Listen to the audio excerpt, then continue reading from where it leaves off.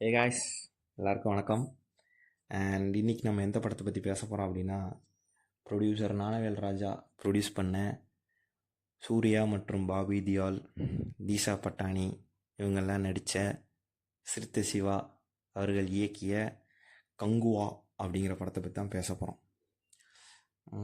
ஏகப்பட்ட சர்ச்சைகள், ஏகப்பட்ட விமர்சனங்கள் தாண்டி நம்ம இந்த படத்தை பற்றி நம்மளோட பாயிண்ட் ஆஃப் வியூவில் பேச போகிறோம்.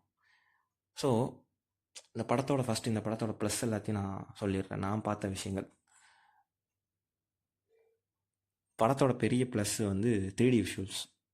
தமிழில் இப்படி ஒரு 3D விஷுவல்ஸ் வந்தது ரொம்ப ரொம்ப ரொம்ப ரொம்ப பாராட்டக்கூடிய விஷயம். ப்ளஸ் அந்த 3D விஷுவல்ஸோட இன்னொரு ஆடட் அட்வான்டேஜ் என்னடான்னா, அதோட லவுட் சவுண்டு வந்து எல்லோரும் சொல்கிறாங்க, கத்திக்கிட்டு இருக்காங்க, சவுண்டு இதாக இருக்குது அதாக இருக்குது. ஓகே, அது வந்து வேறு. அது வந்து மியூசிக் அண்டு டெக்னாலஜி ரிலேட்டட், அந்த இது ரிலேட்டட், மீன்ஸ் அந்த ஆர்ட் ரிலேட்டட். அந்த ஒரு இது மியூசிக் இவ்வளோ நல்லா இல்லையா, கத்திக்கிட்டே இருக்காங்க, டயலாக்ஸ் இருக்குது அப்படிங்கிறது. பட் நான் சொல்கிறது வந்து 3D ப்ளஸ் லவுட் சவுண்ட் அப்படின்னா, நான் நிறைய ரீசெண்டாக சில வருஷங்களாக நிறைய வந்திருக்கு இந்த ஹாலிவுட் 3D படங்கள்லாம் பார்த்துருக்கேன். தமிழ் டப்டு ஹாலிவுட் 3D படங்கள். அது எல்லாமே பார்த்திங்கன்னா 3D விஷுவல்ஸ் வந்து பயங்கரமாக இருக்கும். ஆனால் சவுண்டு பார்த்திங்கன்னா ரொம்ப கம்மியாக இருக்கும். Not only in Tamil Nadu, other ஸ்டேட்ஸ்லேயும் போய் பார்த்த அனுபவங்கள் இருக்குது. அங்கேயுமே சேம் தான். ஸோ சம்திங் அந்த டெக்னாலஜியில் ஏதோ ஒன்று இருக்குது. ஆனால் இவங்க வந்து இப்போ ரீசெண்டாக நான் தமிழில் இப்போ பார்த்த இந்த கங்குவா படத்தில் வந்து 3D விஷுவல்ஸும் நல்லாயிருக்கு, சவுண்டும் நல்லாயிருக்கு, நல்லா சத்தமாக இருக்குது, நல்லாயிருக்கு. அது ஒன்று எனக்கு பிடிச்ச ப்ளஸ். அண்ட் ரெண்டாவது ப்ளஸ் வந்து acting wise Suriya and Bobby Deol வந்து ரொம்ப நல்லா பண்ணியிருக்காங்க. குறிப்பாக பாபி தியால் அவரோட தீவில் நடக்கிற போர்ஷன்ஸ் எல்லாமே ரொம்ப சூப்பராக எடுத்திருக்காங்க. அவர் ரொம்ப சூப்பராகவும் நடிச்சிருக்காரு. அது பார்க்குறதுக்கு இன்ட்ரெஸ்டிங்காக இருந்துச்சு. அண்ட் கிளைமேக்ஸில் இந்த 10வது செஞ்சுரி அந்த போர்ஷன்ஸில் வர சூர்யாவோட ஃபைட் சீன்ஸ் வந்து ரொம்ப நல்லாவே எடுத்திருக்காங்க. அண்ட் சூர்யாவோட ஃபிசிக் வந்து சான்ஸே இல்லை. எனக்கு தெரிஞ்சு ரொம்ப படத்துக்கு அப்புறம் அவர் வந்து ஃபிசிக்கை எக்ஸ்போஸ் பண்ணி நடித்த சீன்ஸ்லாம் இந்த படத்தில் தான் இருக்குதுன்னு நினைக்கிறேன். அது ரொம்ப நல்லா இருந்துச்சு. ஆர்ட் டிபார்ட்மெண்ட் செட்டு எல்லாமே பயங்கரமாக இருக்குது, சான்ஸே இல்லை. நமக்கு வந்து ஒரு புது அனுபவத்தை தர மாதிரி இருக்குது. ஒரு ஒரு ஒரு காடு சார்ந்த அந்த தீவில் வாழ்கிற ஒரு ஃபீலை வந்து நமக்கு கொண்டு வந்துட்டாங்க. ஸோ அந்த வகையில் ஆர்ட் டிபார்ட்மெண்ட் வந்து ரொம்ப சூப்பராக பண்ணியிருக்காங்க. நம்ம கேள்விப்பட்டோம் கொடைக்கானல் மலை உச்சியில் போய் எடுத்தாங்க, அங்கே இவ்வளோ பெரிய ஆர்ட் ஒர்க் போட்டு அதை செலவு பண்ணி எடுத்து அதை வந்து ஓரளவுக்கு நம்பகத்தன்மையாக கொண்டு வந்தது வந்து இந்த ஆர்ட் டிபார்ட்மெண்ட் டீம் வந்து ரொம்ப சூப்பராக பண்ணியிருக்காங்க. அண்ட் மன்னிப்பாயான்னு ஒரு பாட்டு வந்து அதோட விஷுவல்ஸ் வந்து ரொம்ப சூப்பராக இருந்துச்சு. கடல் சார்ந்த இடங்களை வச்சு, அப்புறம் கொஞ்சம் கொஞ்சம் மலை சார்ந்த இடங்களை வச்சும் எடுத்திருக்காங்க. அது ரொம்ப நல்லா இருந்துச்சு அந்த சாங்கோட விஷுவல்ஸ். அண்டு படத்தோட மைனஸ், நான் இவ்வளோ தூரம் ப்ளஸ் எல்லாம் பேசும்போதே உங்களுக்கு தெரிஞ்சிருக்கும். படத்தோட கதை பற்றி அவன் பேசலை, ஸ்க்ரீன் ப்ளே பற்றி பேசலை, அதை தவிர்த்து மற்றெல்லாம் பற்றி பேசிக்கிட்டு இருக்கோம் அப்படின்னு நீங்கள் நினச்சிங்கன்னா, அடுத்து தான் வருது படத்தோட மைனஸ். படத்தோட மிகப்பெரிய மைனஸ்ன்னு பார்க்குறது வந்து கதை தான். ஒரு சின்ன நாட்டை எடுத்துகிட்டு, ஒரு சின்ன கான்செப்டு, கில்ட்டுங்கிற ஒரு கான்செப்டு, அதை வச்சு தான் படம் வந்து மூவ் ஆகுது. அதை வந்து இவங்க ப்ராப்பராக ஜஸ்டிஃபை பண்ணல. அந்த கில்ட்டு வந்து ப்ராப்பராக ஸ்டார்டிங்லேருந்து எப்படி வந்துச்சு, அது இப்போ எப்படி போயிட்டுருக்கு, அந்த ஒரு இதை வந்து ஒரு படத்தோட க்ரிப்பே இல்லை அதில் வந்து ஒரு கண்டென்ட் வந்து ஸ்ட்ராங்காகவே இல்லை. ஒரே ஒரு எமோஷனை வச்சுட்டு அதை வச்சு இவ்வளோ பெரிய படத்தை எடுத்ததுனால அது வந்து எனக்கு தெரிஞ்சு அதுதான் இந்த படத்தோட பெரிய மைனஸ்ன்னு நினைக்கிறேன். அண்ட் அதுக்கப்புறம் உள்ள மைனஸ் என்னென்னு பார்த்தீங்கன்னா, ஸ்க்ரீன் ப்ளே வந்து இந்த படத்தோட ஒன்லைனை எடுத்துகிட்டு இவங்க ஸ்க்ரீன் ப்ளேயை டெவலப்பே பண்ணல. நிறைய சீன்ஸ் பார்த்திங்கன்னா பிச்சு வந்திருக்கு. எல்லாமே நிறைய மாஸ் சீன்ஸ் எடுத்து வச்சுருக்காங்க. அது எல்லாமே படத்தில் வைக்கணும், ஆனால் 3 மணி நேரத்தில் வைக்கணும், 3 மணி நேரத்துக்குள்ளே படம் இருக்கணும். அதனால் இவங்க என்ன பண்ணிட்டாங்க, அந்த மாஸ் சீன்ஸ்லாம் வச்சுட்டு அதை கனெக்ட் பண்ணுற அந்த ஸ்டோரியில் உள்ள அந்த டீட்டெயிலிங் சீன்ஸை வந்து இவங்க வந்து சும்மா பேருக்கு வச்ச மாதிரி வச்சு முடிச்சு விட்டாங்க. ஸோ இது வந்து இந்த படத்தோட பெரிய மைனஸ். ஸோ இதனாலே என்ன ஆயிடுச்சுன்னா, ஒரு சீனுக்கும் ஒரு மாஸ் சீனுக்கும் அடுத்து வரப்போகிற மாஸ் சீனுக்கும் உள்ள கனெக்ட் வந்து நமக்கு போயிடுச்சு.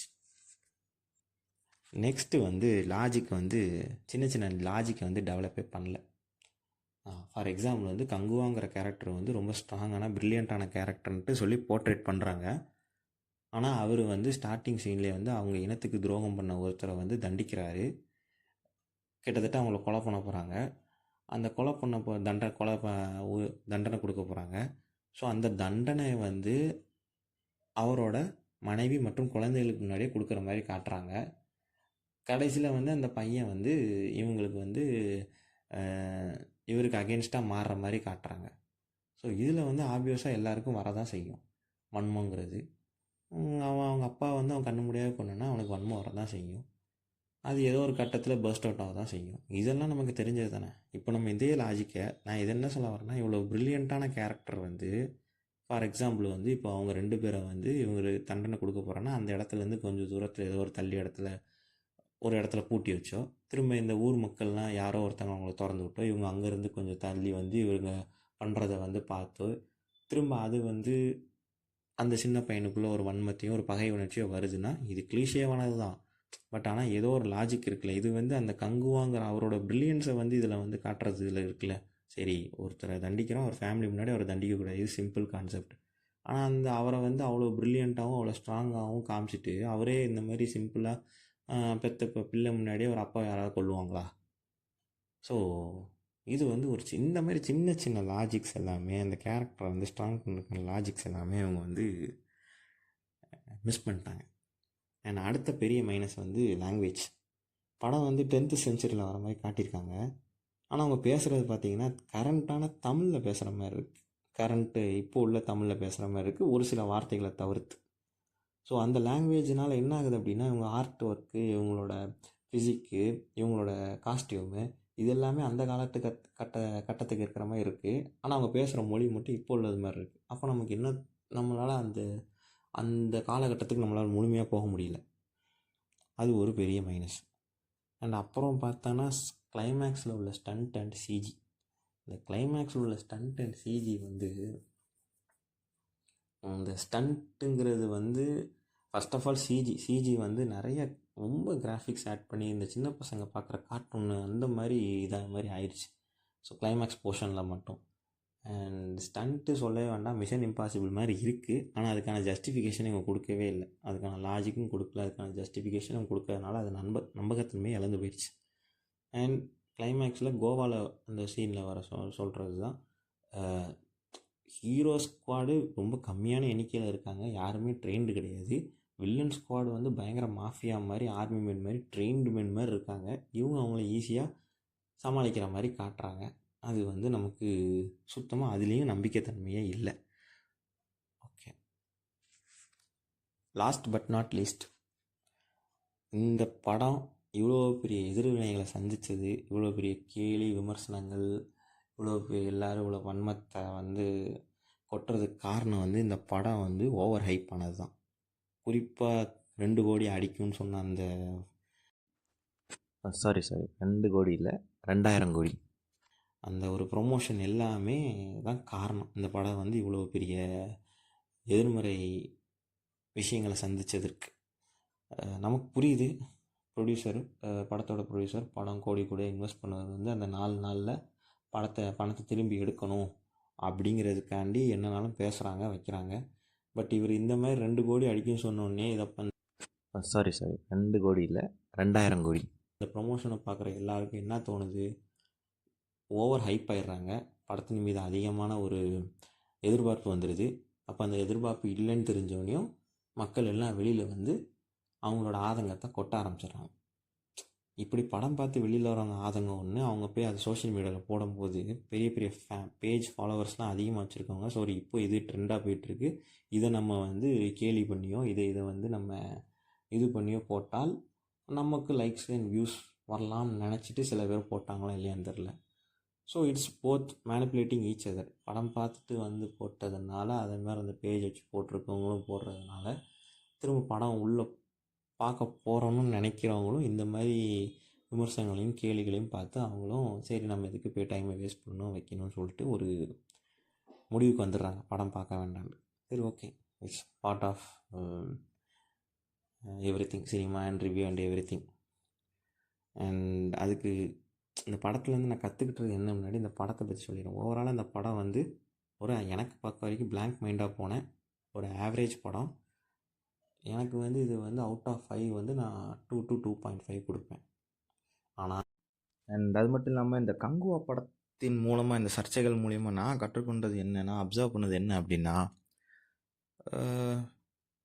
சோஷியல் மீடியா மூலம் நம்ம வந்து நிறைய பிரெயின் வாஷ் பண்ணுறோன்னு பிரெயின் வாஷ் ஆகுறோன்னு நான் நினைக்கிறேன். ஒரு மாதிரி ஆட்டு மந்த கூட்டமாக நம்ம ஃபார்ம் ஆகிட்ருக்கோன்னு நான் நினைக்கிறேன். மேலும் அதை வந்து அடுத்தவங்களை வந்து இழிவுபடுத்தி தரக்குறைவாக பேசி ஏதோ ஒன்று பண்ணி ட்ரெண்ட் ஆயிடுச்சு அப்படின்னா, ட்ரெண்ட் ஆகணும். சப்போஸ் அது ட்ரெண்ட் ஆகிட்டு அப்படின்னா மிச்சம் இருக்க எல்லாருமே அந்த ட்ரெண்டான ஃபார்மெட்டை எடுத்து அதே பாணியில் பேசி, இல்லை அதை சாயலில் வேற ஒன்று பேசி அதை விட நம்ம ட்ரெண்ட் ஆகணும் அப்படிங்கிறத வந்து பேசி பேசி பேசி இந்த மாதிரி நிறைய வீடியோஸ் அண்ட் வசைப்பாடுதல் இந்த மாதிரி நிறைய வீடியோஸ்லாம் வருதுன்னு நான் நினைக்கிறேன். எடுத்துக்காட்டு நான் ஏன் இதை சொல்கிறேன் அப்படின்னா, நான் படம் பார்க்க போகும்போது படம் வந்து வியாழக்கிழமை வியாழக்கிழமை நைட் ஷோ, லாஸ்ட் ஷோ. அடுத்த நாள்லேருந்து அந்த தேட்டரில் வந்து அந்த படம் வந்து ஷோ கிடையாது.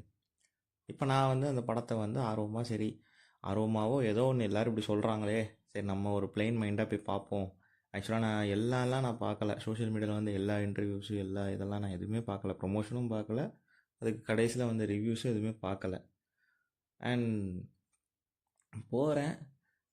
போனதுக்கப்புறம் நானே படம் டைட்டில் கார்டு போடும்போது உள்ளே போயிட்டேன்.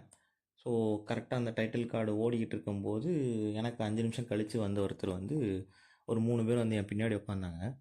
உட்காந்துட்டு படம் ஆரம்பித்த 5 நிமிஷத்துலாம் அதில் ஒருத்தன் வந்து இன்னொருத்தன் அவன் ஃப்ரெண்டுகிட்ட சொல்கிறான், என்னடா படம் இவ்வளோ கேவலமாக இருக்குது, இந்த படத்துக்கு போய் கூப்பிட்டு வந்தே, அவன் கூப்பிட்டு வந்தான், நீயா இல்லை இவனா, எதுக்கு இந்த படத்துக்கு டிக்கெட் எடுத்தீங்க வச்சிங்க அப்படின்னு சொல்லிட்டு ஃபஸ்ட்டு திட்டுறான். அப்புறம் கொஞ்ச நேரம் கழித்து இவன் மூஞ்சிய பாரு, அவன் மூஞ்சிய பாரு, அந்த நடிகர்களையும் டேரக்டரையும் அந்த மாதிரி வசப்படுறாங்க. அப்புறம் படம் ஆரம்பித்த 10லேருந்து 15 நிமிஷத்துலேருந்து.